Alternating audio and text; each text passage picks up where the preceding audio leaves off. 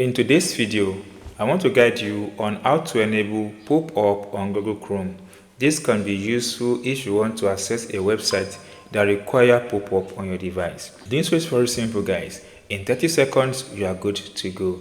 Click on these three dots. Once you open your Google Chrome browser on your device, go ahead and click on Settings. At this site, locate and click on Privacy and Security. Now scroll down until you get to Site Settings. Click on it. Once you click on Site Settings, scroll down until you see Pop-up and Redirect. Click on it.